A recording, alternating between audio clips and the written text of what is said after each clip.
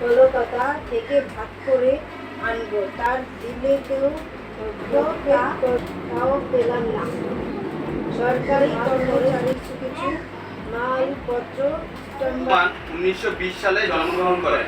কলকাতা বিশ্ববিদ্যালয় থেকে BA degree লাভ করে ঢাকা বিশ্ববিদ্যালয়ে আইনি বিভাগে অধ্যয়ন করেন। আওয়ামী লীগ মুসলিম লীগের প্রতিষ্ঠাতাদের অন্যতম করেন। তিনি 1971 সালে 7 মার্চ তিনি এক ঐতিহাসিক ভাষণে অসহযোগ আন্দোলনের ডাক দিয়ে ঘোষণা করেন, এবারের সংগ্রাম আমাদের মুক্তির সংগ্রাম, এবারের সংগ্রাম স্বাধীনতার সংগ্রাম।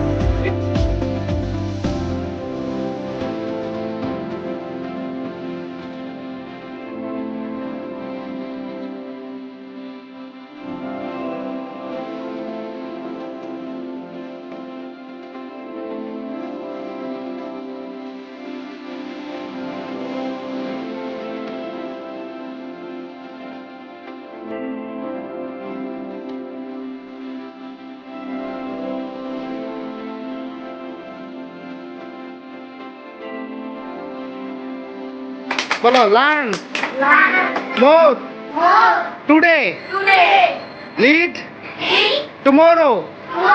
আজকে বেশি করে শিখি, আগামীকাল নেতৃত্ব দেই। ধন্যবাদ।